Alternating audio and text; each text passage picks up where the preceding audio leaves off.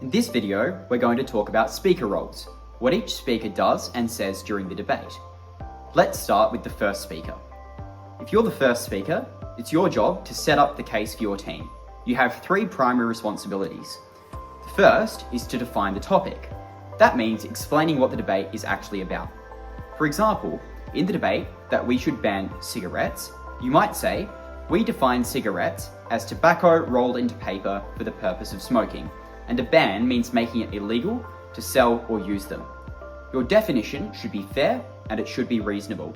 You can't twist the definition to make it easier for your side to win. That's known as squirreling and it's not allowed. You don't need to define every word in the topic, just the words in the topic that are a bit unclear or open to interpretation.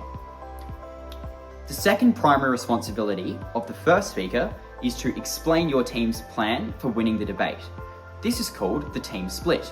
For example, you might say, in my speech, I'm going to talk about health and personal safety, while my second speaker will talk about hospital costs. The third responsibility is to make 2 or 3 substantive arguments. These are the most important points of your case, and the most important points for your side should come out at the first speaker. It's your job to get the audience on your side right from the start of the debate. One more thing is that if you're the first negative speaker and you disagree with the first affirmative's definition of the topic, now is your opportunity to challenge that definition. At second negative, it's a little bit too late. If you're the second speaker, you have 2 primary responsibilities. First of all, is to rebut and respond to the opposition's arguments as they have been presented.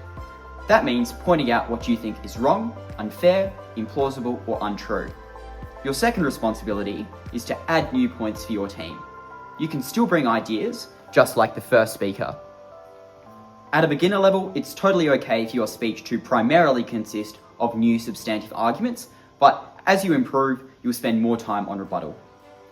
If the negative team challenges the definition, it's also the responsibility of the second affirmative speaker to defend their definition here.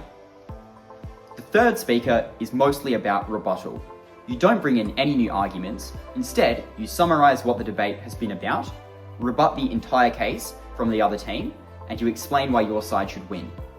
You can use themes to make it easier, like, this debate was about harm, responsibility, and fairness, and here's why we win each theme.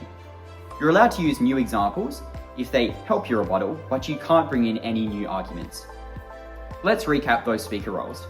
The first speaker is responsible for defining the topic, explaining your team's split, and giving your most important arguments. The second speaker responds to the other team and brings in new points of their own.